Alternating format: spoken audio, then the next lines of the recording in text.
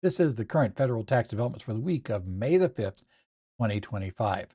Current federal tax developments are brought to you by your state society of CPAs.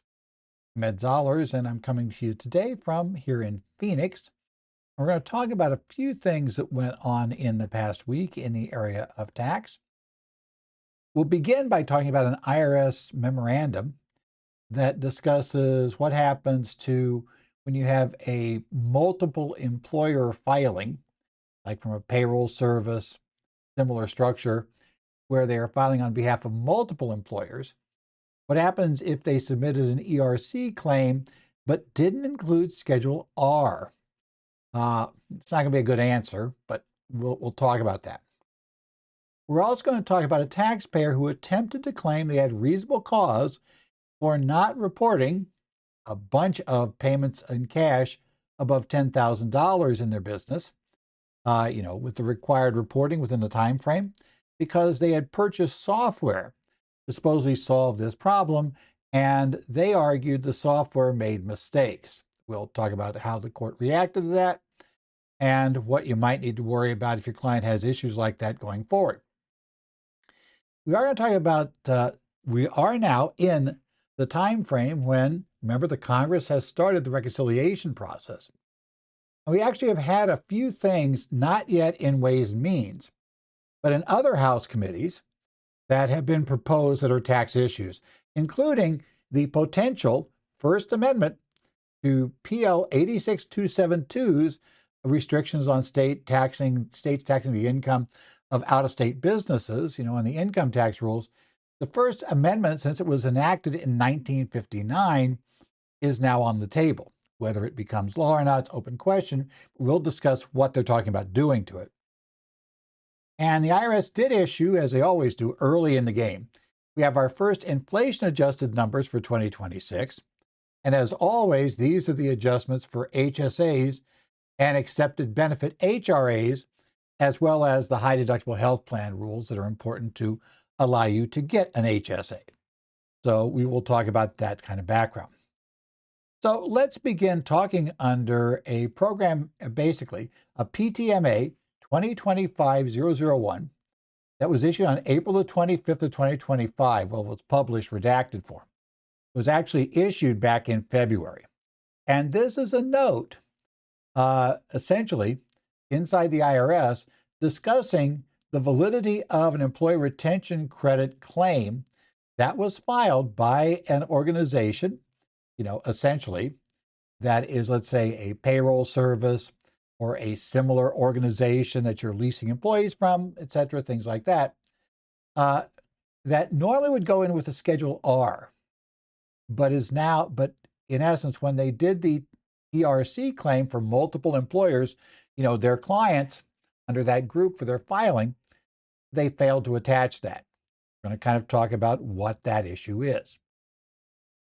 Now, the IRS issued this Program Manager Technical Advice 2025-001, and it was with regard to employee retention credit claims, ERC claims.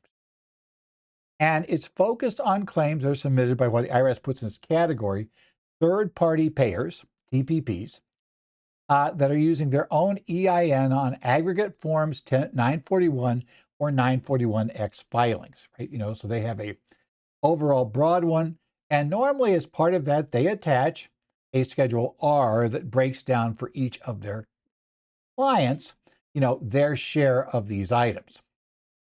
Now, the context of this, there was a moratorium put in place on processing Form 941X because there became significant concerns that there was an excess number of ineligible ERC claims. In fact, TIGTA basically roasted the service for not reviewing these adequately enough during that time frame. So eventually, with the flood of amended returns and with this criticism that they were paying out ones that by now appeared to be clearly questionable on their face, they put in a moratorium.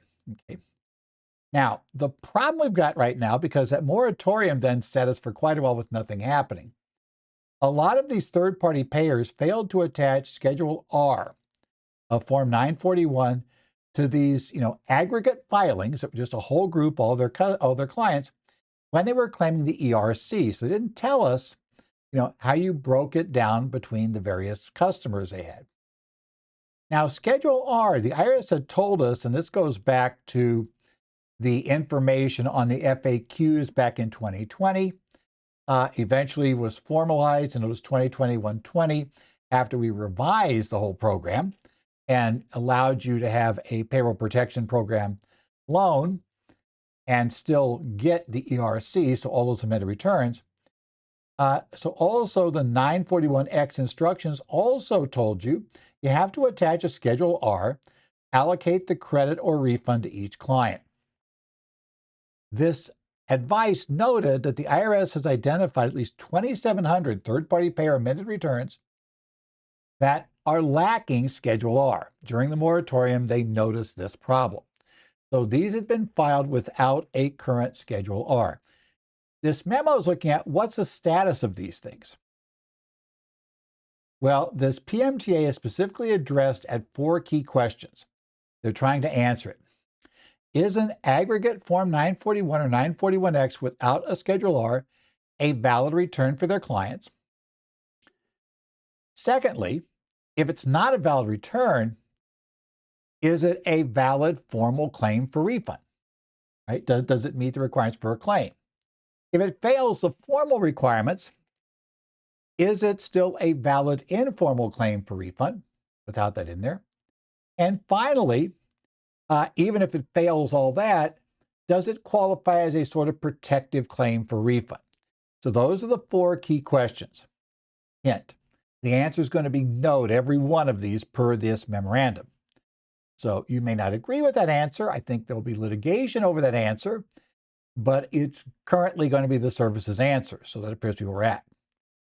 Now, how the IRS come up and analyze this? Well, they took a look first to test on validity of a tax return. They went back and looked at the case of Beard versus Commissioner. And they said under basically the precedent we have in the Beard case, there has to be sufficient data on there to constitute a return. It has to purport to be a return, has to be an honest attempt to fulfill the requirements for return, and must be signed under penalties of perjury. If there's substantial compliance with it, right, then that starts limitation periods on, filing returns, doing other issues. So formal returns in play. Now, for a formal claim for refund, you look at Treasury Regulation 301-6402-2A2. That requires filing on a prescribed form and adherence to instructions. As you might guess, that's going to be a problem here. And 301-6402-2B does also require facts sufficient to apprise the IRS of the basis for the claim. Now, informal claims, they go and they cite the Supreme Court case of United States versus Kale, and it requires a written component, notification to the IRS of the refund sought, and focusing the IRS's attention on the claim's merits. Now, to be totally honest, I think the most likely one of these to succeed is an argument that this is an informal claim for refund. But as I say, that's not going to be the answer this memo is going to come down to. So keep that in mind. Now, on a protective claim, they obviously looked at Ambase versus United States, and again at the Kales case. In this case, that's used to preserve your right to file to get a claim for refund contingent on future events taking place. Now, the guidance we had, the third-party payers and on ERC matters, that IRC Section 2301L3 directed the IRS to issue guidance in this area. Notice 2021-20 with question and answer number 62 specifically required third-party payers, including those who don't typically file Schedule R, to attach Schedule R to 941 or 941X when claiming ERC for clients. Schedule R must allocate the credit to each client. Now, main reason for that was that, as the IRS would say, okay, how much payroll you paid, that may be one thing that we could figure out here. But what we can't figure out from here is, remember, each of the employers, your clients, would have to qualify either by having a reduction in revenue sufficient for whatever testing period we're using here, or having a partial suspension with a government order. Now, those facts have to be tested at the individual client level. So this is a key reason why they said we have to have things broken down by client. We can't just take your big group and treat them as one big happy family that will all qualify, all not qualify. That, we needed the Schedule R information. So that's going to be the services justification there. Now, their application of these facts to the law. First, is a return valid? An aggregate form 941 or 941X fails the Beard's test of data sufficiency without Schedule R. The IRS cannot identify the clients or allocate the taxes or payments. This is not a valid return for clients for 6501 purposes. Now, why that matters is, remember that since that's not a valid return for those purposes, we have a bit of a problem of we never really filed the claim. It wasn't a return, it didn't get things going, and we may have other problems. Now, on a formal claim, they say a Form 941X without Schedule R fails to meet the requirements of the Treasury Regulation 301-6402-2. You didn't follow the instructions and apprise the IRS of the facts necessary to make a decision here, right? You didn't apprise them of the basis for each client's claim. And without that, it fails. You didn't follow the instructions and you didn't give enough information. Therefore, because the IRS doesn't have the basis for each client's claim, and that has to be where the test takes place, the IRS rules this is not a valid formal claim. I pretty much am with the IRS there. No problem there. Now, an informal claim without Schedule R, the IRS says that lacks sufficient info on a claim basis for each client. They're going back to this again. They cannot focus on the merit of each individual employer's eligibility. Therefore, it is not a valid informal claim. This one is probably going to be one that will be disputed in a lot of cases, especially depending upon what data was submitted with the form. What information was there? Were all their customers restaurants in a location that simply shut down restaurants, for that period or greatly limited them? Is it going to be kind of the obvious situation versus maybe something more complicated? But yeah, I would expect if litigation comes on this, we're going to see a strong argument that at the very worst, this was an informal claim. Now, on protective claims, I think they just raised this for total coverage, but a Form 941X without Schedule R does not meet the criteria for contingent events. There's not really a contingent event we're talking about here. What's a contingent event? Right? Traditionally, you do protective claims if you're filing for something where a future event might do it. Like an example I would give prior to getting the relief we did earlier this year was, people that worried about, well, what was going to happen if I file an ERC claim, and I have to reduce the wages for the taxpayer for the period I do for the amount I'm claiming as ERC. What happens if the IRS doesn't approve the amount I did and I've already gone and paid the tax on that? And that statute could close down on the income tax side because Congress made the frankly not very forward-thinking decision to have the credit paid under payroll taxes and the reduction of deduction under income taxes. That'd be the case where you'd use a protective claim. Awaiting the IRS's determination on how much of the claim they're going to pay, we want to essentially file a claim for refund, potentially all the way up to the amount of the reduction of wages we took, so that if it turns out we don't get some or even all of the claim allowed, that we will be able to go back and amend and claim back our income taxes that we overpaid. That'd be a protective claim. This is not really a contingent situation. I don't really see how you're going to argue that this was a contingency. So a lack of a Schedule L prevents the IRS from knowing which clients are covered. That's not a valid protective claim. Now, I should say, among the third-party payers, right, those who were, kind of in that area, there were a lot of complaints that the IRS had been very slow and not very reactive to their filings. So this is probably not going to make them happy, right? We're going to be in that background. Now, the IRS says their conclusions here apply both to original 941s and the more likely 941Xs that were involved in this case.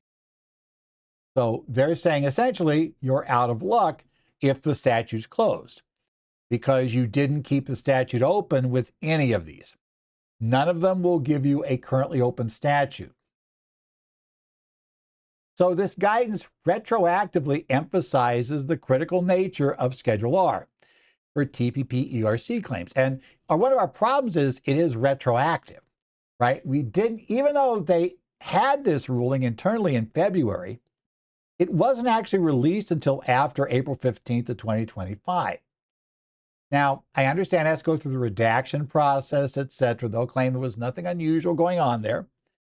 But the reality was that in February, you could have still, at least for 21 claims, have gone back and filed a new updated claim and put a Schedule R in, because had that gone in by April 15th of 25, that would have been a timely claim for 21 941s.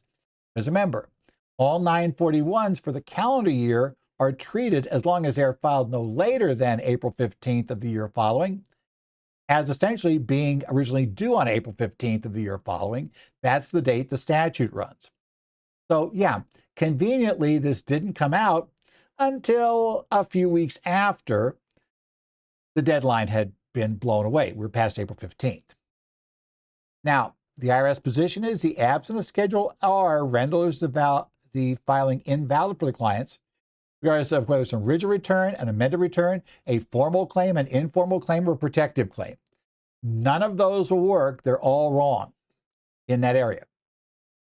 The IRS views Schedule R as essential for identifying taxpayers and being able to assess the ERC eligibility of each of those taxpayers, which is key to getting the ERC within an aggregate filing. Now, the big problem, of course, as I just mentioned, the statute of limitations for most ERC claims has expired. It'll be an unusual case where it hasn't yet. And so filings without Schedule R are not considered valid claims of return. And that potentially means that any clients, any of their clients that had claims under them they'd filed for are just now going to be out of luck. They're not getting an ERC payment because it had to go through a third-party payer. If a third-party payer didn't attach a Schedule R to show, each employer who would qualify for what, IRS says, well, tough luck at this point. And remember, we are told by the IRS in this memo that they had identified during the moratorium 2,700 such claims. Now, they didn't tell us how many of those they might have reached out to and said, hey, you got to update this. But I suspect not many of them. And so that's an interesting problem.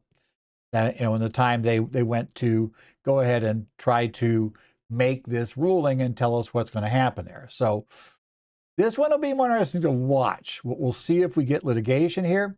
If you have a client in this position, where your client was with a third-party payer, and now we discover that their claim was defective, yeah, things get real interesting. So we'll keep our eyes, see what happens.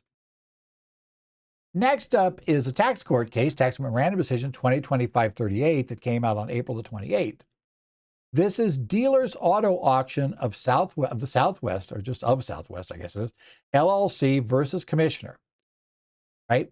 And it deals with penalties for failing to file information returns and whether you can get out of, for reasonable cause, those penalties by saying, hey, we were relying upon third-party software, and, the issue, can you? Now, the interesting part in this case, you'll find out the answer is yes, it's theoretically possible to have a situation where a third-party software error could be reasonable cause. But As we'll discover, it's not the facts in this case. There it'll be. Okay, this background for this one. Dealers Auto Auction of Southwest LLC was an Arizona LLC. It operated an auction house. Okay? So they basically were auctioning off cars. Now, because in this business, people will come in there and pay cash at the auctions for the cars, they ended up having to file Form 8300, a report of cash payments of over $10,000 received in a trade or business. Because again, remember, if you receive $10,000 in a single payment or as a series of payments, related payments, you have to file that form under very short deadlines with the IRS under Internal Revenue Code Section 6050I. Now, they'd been burned on this once before. In 2014, they got caught on exam for failing to file and furnish the required returns. And you're penalized both for not filing the return with the IRS and with not providing a copy to the party that paid you. So you get a double whammy here, like you do with a lot of information return.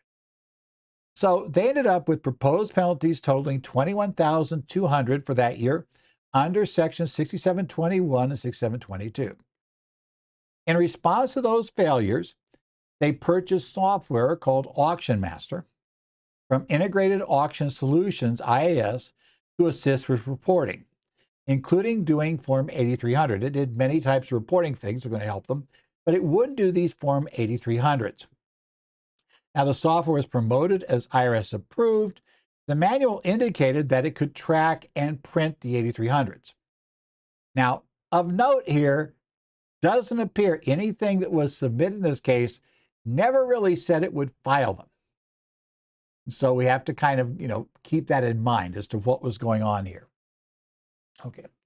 Now, for the 2016 tax year, so 2 years later, the IRS again came in looking, and they determined that Dealers Auto failed its 6050I obligations again.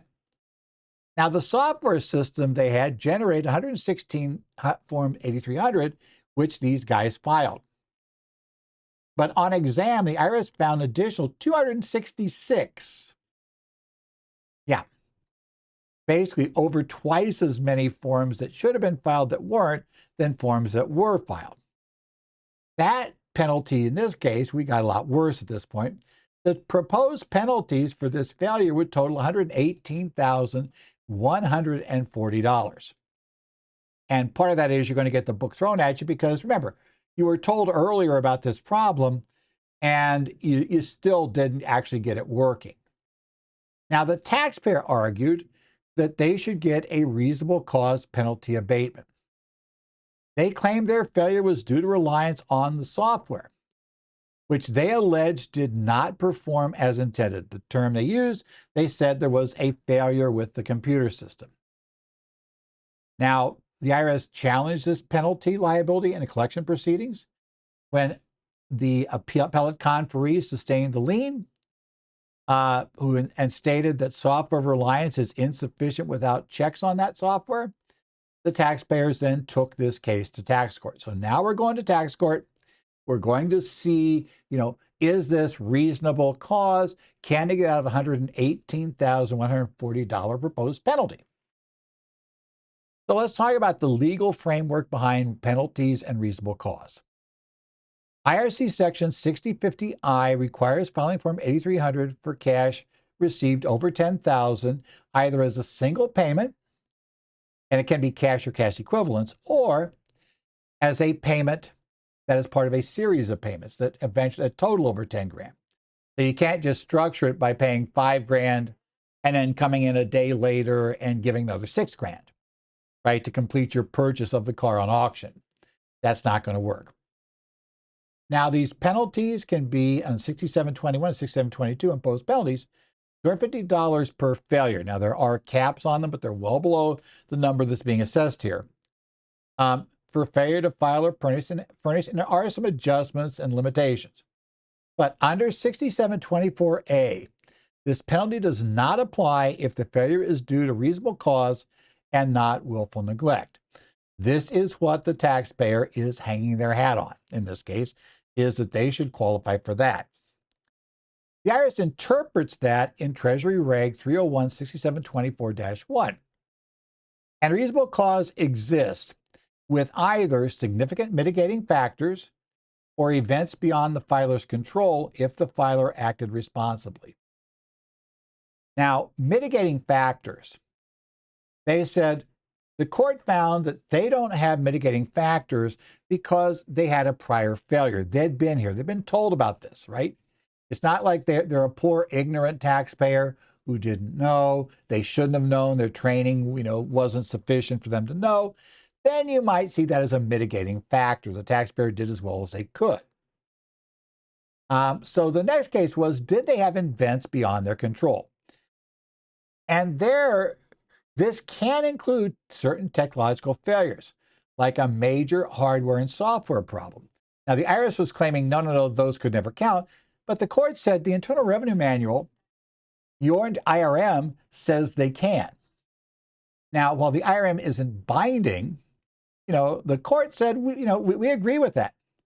A software malfunction can qualify if you were using the software correctly and it simply failed, right? And, especially when we talk about things like electronic filing in some cases, it could fail in a way that might be difficult to detect. For instance, I'm just thinking about, we talk about things like tax returns and acceptances. What if your software somehow, when it got the acceptances returned to it, just fouled up and, flipped the switch on a buggy version, and you were told, this return was accepted. You send that out to the client saying, hey, this return's accepted. Turns out it wasn't. It never went through. It never actually even got uploaded. So, that would probably be a case of events beyond your control, which could give a reasonable basis for not having done something. Now, again, the e-file bit here for a tax return, that's not really covered by this here. Different issue, but same sort of issue. Now, the IRS also argued the duty is non-delegable. And it goes back to Supreme Court's case, United States versus Boyle. Remember, we bring that up all the time when a taxpayer, CPAs will ask about the problem. What happens if you discover you forgot to extend somebody? Right? We forgot to do an extension for Harry. And turns out Harry had a balance due. And of course, we don't figure this out until when he finally drops stuff off the end of September. And now we're now going to go the whole 25% limitation. We're up the whole thing. What do we do about that? Well, is it reasonable cause to say, the CPA just fouled up and then filed? No. Supreme Court said in Boyle, that's not reasonable cause for the taxpayer to get out of the penalty. As we all know, primarily means that they're going to, though succeed in state court, in having a jury decide that the CPA is responsible for paying the penalty, even though they can't get out of the penalty themselves. So that'll be it with Boyle. Now, the tax court said they're distinguishing Boyle in this case. The taxpayer claimed the software malfunction prevented knowledge of the need to file.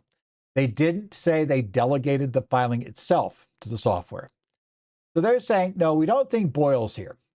So we don't see this as a delegation issue.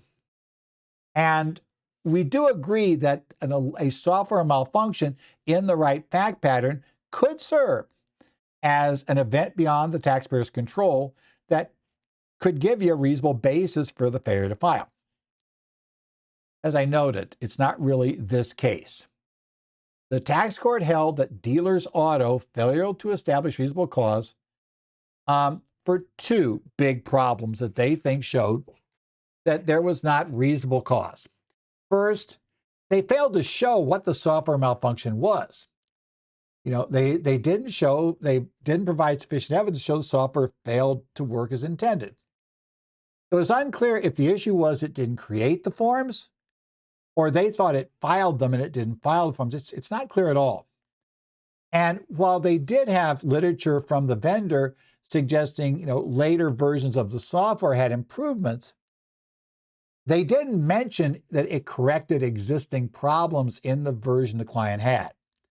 So all we have is a flat out claim, the software malfunctioned, but we're not sure if it's a malfunction or if it's a misuse. The client just didn't take the time to understand and properly use the software. Is that the problem for this case? Again, They didn't establish that. You need to establish what went wrong, because the court wants to know is, should you have noticed that? Is that something that you should have been aware of? Were you aware of what you were looking for? Because, if you misuse it, it's not reasonable cause to fail to file your tax return. If in fact you just never read the fact that the tax software you're using doesn't automatically upload to the IRS. You have to say, go do this. You failed to read the instructions, not really going to qualify you for, saying it's a software malfunction. They also said, here's the other problem. They should have figured out there was an issue going here.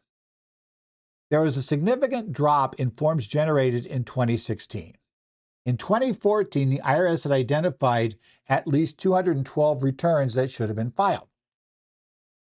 Now we're down to just over half that many that identified in 2016, the year when they started using the software.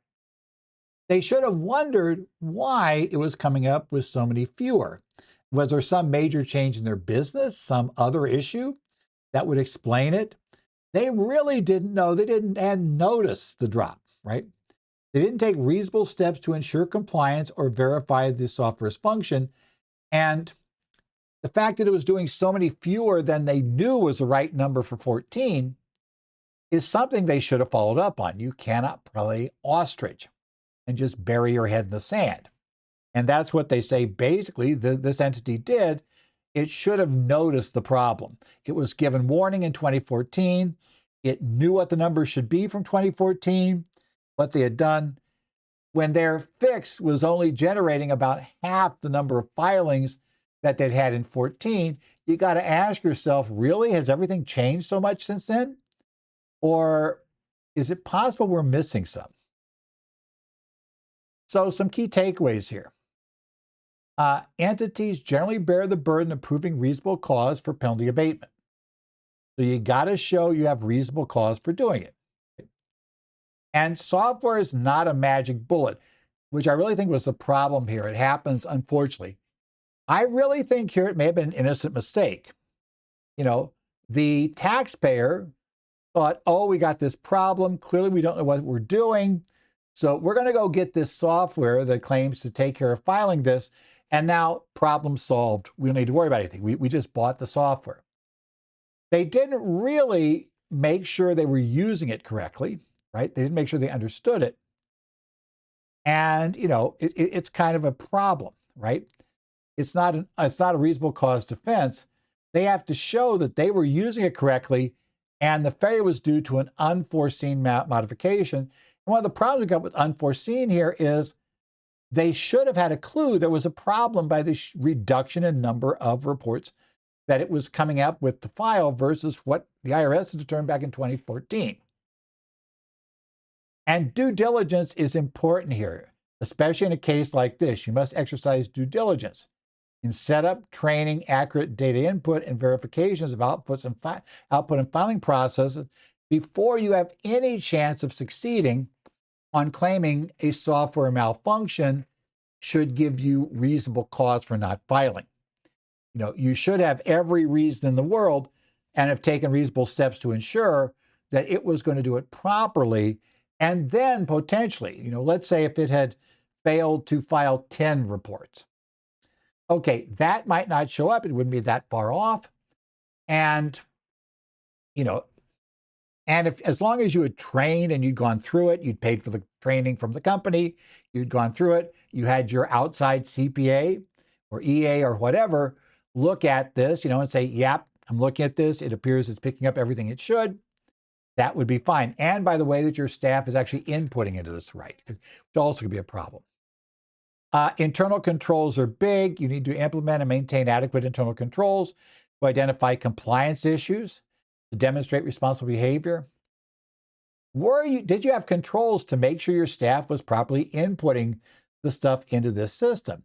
Because again, software is garbage in, garbage out, right?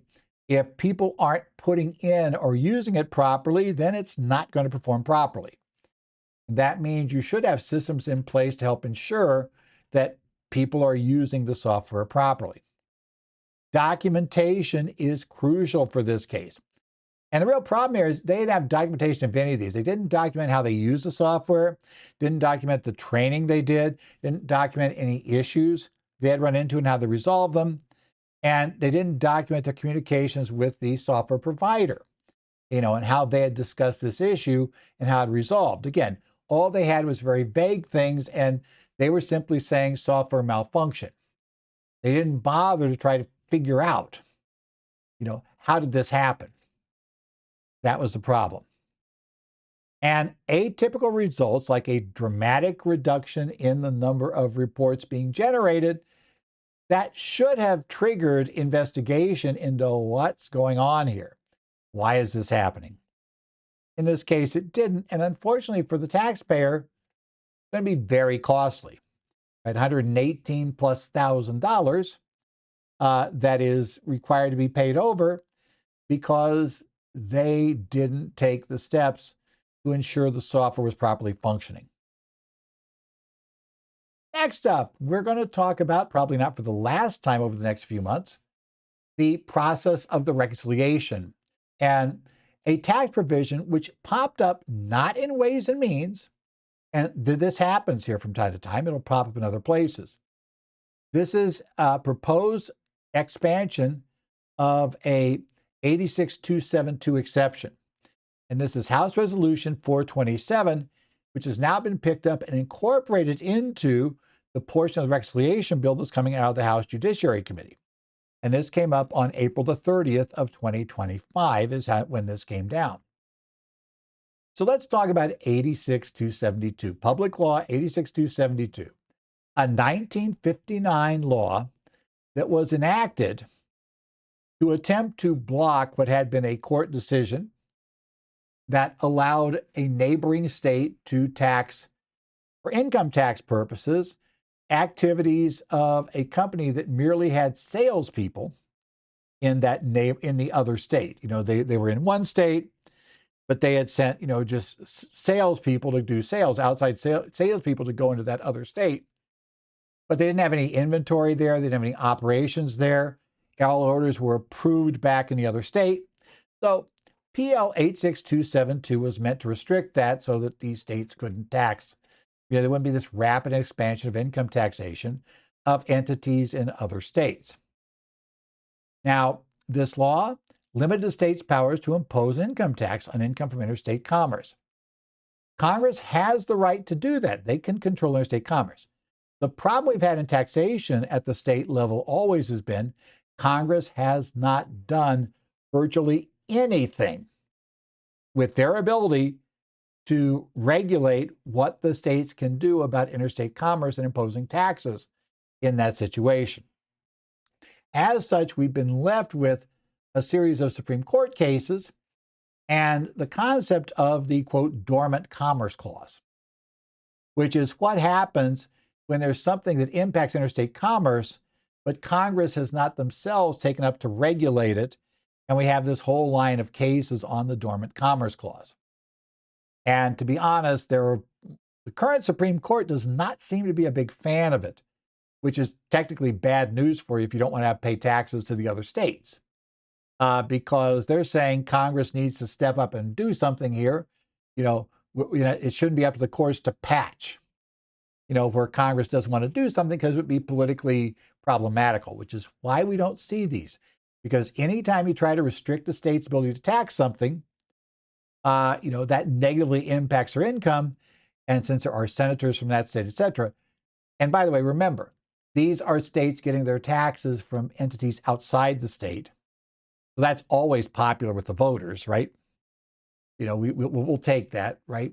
You're not going to impose a tax on them. You're going to go back and get these people from out of state. We don't see Congress impose this very often, right? We haven't actually seen the senators and representatives from South Dakota going around saying we got to change the world due to the Wayfair case. Remember, South Dakota was the winning side in Wayfair sales tax case. So Congress doesn't tend to move on this. Now, this protection, this is an income tax only item, applies if the only business activity in the state is solicitation of orders for the sale of tangible personal property. It was written very narrowly. And considering that we really haven't had anything else since 1959, maybe consider a minor miracle that this one got through. But it did. But remember, it's got to be solicitation of orders has to be your only activity in the state, and it's got to be the sale of tangible personal property, not services. Services aren't covered by this. The other conditions are the orders must be approved, rejected, and filled from outside the state. And up to now, Congress has never amended that original 1959 provision. So PL 86272 has remained as is. Now, the funny part was a couple of years ago, there was an article written, I believe it was Annette Nellen who wrote the article, from Golden Gate University, that pointed out that this was a law that was meant to be like a 6-month patch, and Congress would write a more comprehensive law. They never got around to doing that. And so this 6 months patch has now been enacted in the law and in place at this point for over 65 years. Yeah, it's old enough to get Medicare at this point. Now, the current interpretation depends heavily on a Supreme Court case of the Wisconsin Department of Revenue versus Wrigley.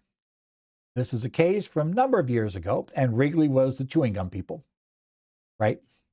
So in this case, the Supreme Court interpreted what is solicitation of orders. What can you do that will qualify as solicitation of orders? And what if you do it goes beyond that and now suddenly allows the state to tax you? By the way, Wrigley lost this case, so be aware of that. This is how it goes. It only includes activities that are strictly essential to making purchase requests. And that includes entirely ancillary activities. Ancillary activities related to sales, but that only relate to these sales of tangible personal property. They have nothing else, no other usefulness there. They have no independent business function apart from their connection to solicitation. There's even the least other connection. Under the Wrigley theory, the state would appear to have the right to tax it, and the Multi-State Tax Commission has been suggesting there are lots of ways, due to internet functions, that you could find that there are other activities going on within the state that are not strictly essential to the making these qualified purchase requests. Okay, that's going to be key issues. Now, this interpretation has faced a lot of disagreement, especially as you have the internet modern activity. Remember, a number of years ago, we talked about the state of Massachusetts, it was, with cookie nexus in the browser. If a company places a cookie on the browser of a customer in the state, which they'll do if they order online, there'll be a cookie there with your account. Whenever you go, like, let's say to Amazon, and you go to place orders there, yeah, they have a cookie. They have a cookie for no other reason than that's the only way to really keep track of the same session that you're in, that you're the person looking. You were the person who had that, let's say, new laptop on the screen, and who then clicked the buy button. And so when you then go to the page to, give your credit card and other information, the cookie allows, Amazon to keep track of this new page requested is actually related to the same session. Well, Massachusetts was saying effectively, if they put a cookie on your machine, they are putting a cookie on the hard drive of the customer. They would argue that was no longer strictly an ancillary service, be part of the arguments you'd have for that. So we were getting there, and it's starting to say that there would be essentially no way to qualify for this relief for almost anybody that had any sort of modern business practices. Customer in the state's going to cause you to have to file in that state. That's going to be your background. And now, to be honest, I've talked with people in state and local taxation specialists who have said tongue-in-cheek that if you think you qualify for the 86272 exclusion, you'll almost certainly find the state you're talking to doesn't believe you do. And frankly, there's probably a 90% chance you don't. In essence, it's not great protection. It's very limited, it's very restricted, and it relates to how things worked in 1959. So it has lots of issues today, right? So what's the proposed change? HR 427 was introduced standalone bill in January as the Interstate Commerce Simplification Act of 2025, and it would amend Section 101D of PL 86272. Now, it's getting rolled into this, basically, into the big budget bill for the simple reason that it would allow it to go through the Senate without needing 60 votes. So if it's in the big package and it's ruled to be relevant, which it would appear it may be, we'll get into that whole long argument too shortly about how that one works. But, we'd be in there, then it would be allowed to be passed and you wouldn't need to get 60 votes in the Senate, which probably for anything like this related to restricting the states will be utterly impossible. Now, I'm a little skeptical whether we can get 51 votes in the Senate because of the way the states react to this. But, we'll have to see. In essence, at least the House believes they might be able to pull it off. Now, this would add a new paragraph defining solicitation of orders. And it would say solicitation of orders would mean any business activity that felicitates the solicitation of orders. And that would include activities, even if that activity may also serve some other independently valuable business function apart from solicitation. So it would stand it on its head. It's no longer that you have to show that this ancillary activity only benefits outside sales orders. Now, if it benefits outside sales orders, then it's fine doing that, even if it benefits other things. So it basically opens up and makes this a way broader exclusion. So that would be a huge difference. It could make a big difference about whether or not a state would have a right to tax income tax. We'll obviously have to see the states would interpret this and how things go forward. Oh, and by the way, we also have to wait and see whether it becomes law. Because again, as I said, I don't know that they're going to get 51 votes for this. I would fully expect there's going to be at least some attempts to strip this out. Now, this proposed definition is directly opposed to, honestly, what we found in the Wrigley analysis. No longer does the ancillary activity have to be solely useful for these outside sales purposes.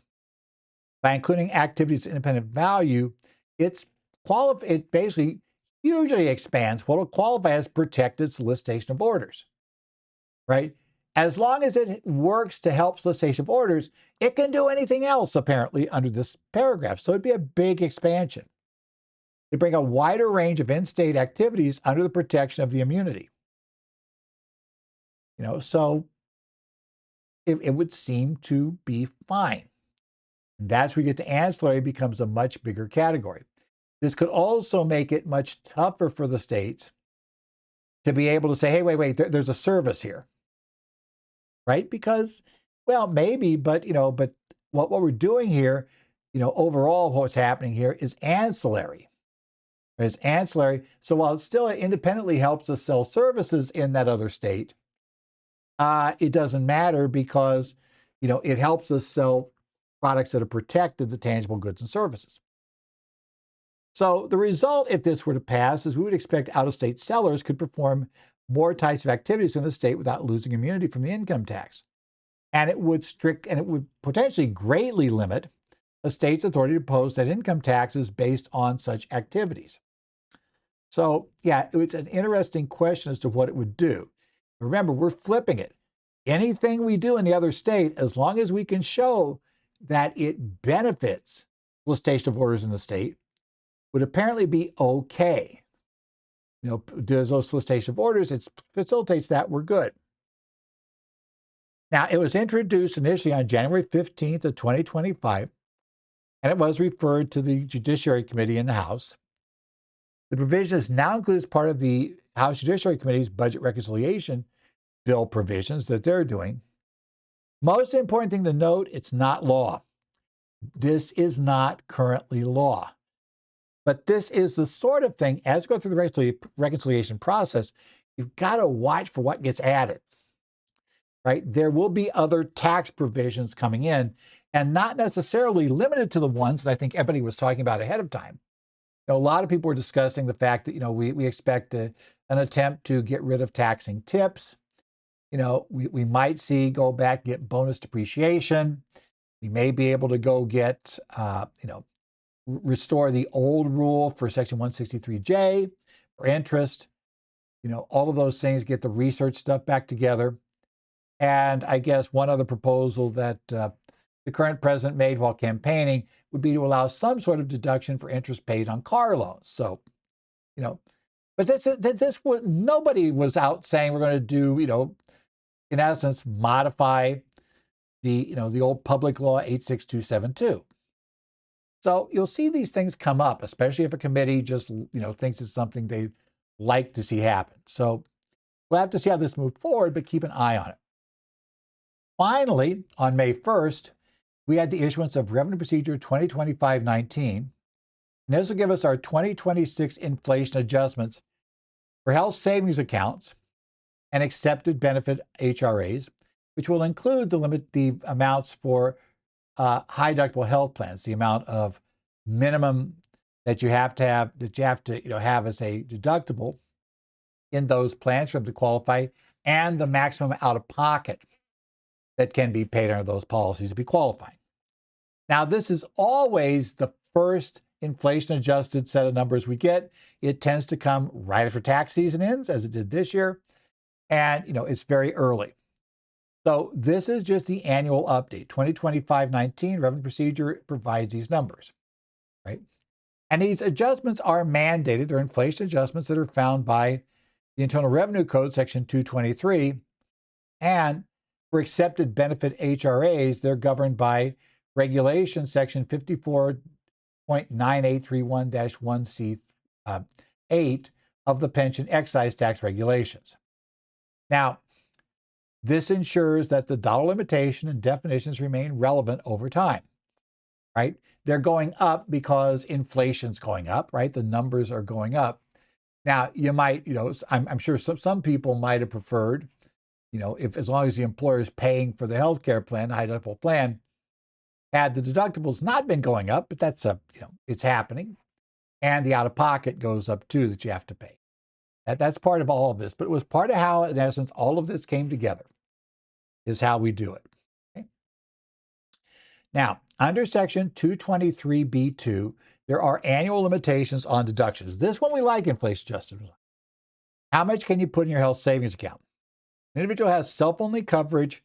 For 2026, that number is going to go up to $4,400 as the amount they can put in. Realize, even if your deductible is less than $4,400, which it can be, we'll get deductible numbers here shortly, you still can put $4,400 in. If you're an individual with family coverage, it will go up to $8,750. Yes, due to the quirky way the inflation adjustments, they're based on starting numbers, there are times when you're going to find that, as in this year, the family coverage number is not twice the self-only number. So a kind of a minor marriage penalty, shall we say, if you had a married couple do this instead of having family coverage, but that's kind of how it goes. Now, this definition is crucial to be able to contribute to an HSA, is what is a high deductible health plan. For 2026, to qualify as a high deductible health plan, HDHP, it's got to have a deductible that's not less than $1,700 for self-only coverage and not less than $3,400 for family coverage. So those are your bottom, basically the lowest possible deductible.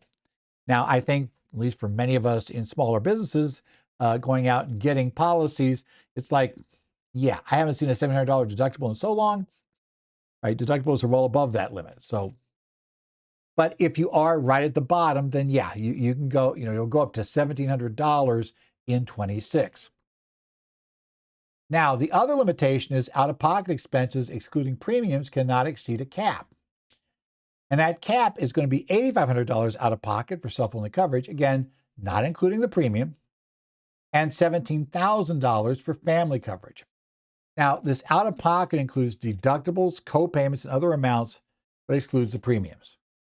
That's the maximum amount. And They can limit it to in-network generally and various other special rules, but they got to have, in essence, once you've spent this much and you've used all the approved providers, that's the most you need to spend.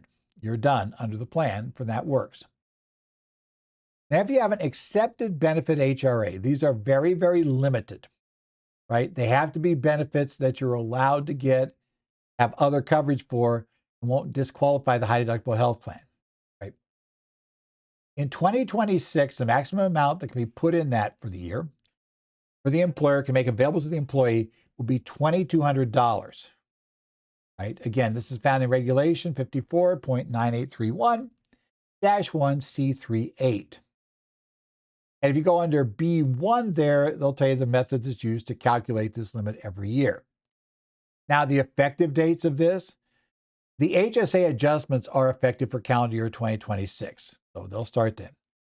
The accepted benefit HRA numbers, because that relates to a plan year for an employer, it will take effect, 2200 takes effect at the beginning of the plan years for that employer that begin in 2026.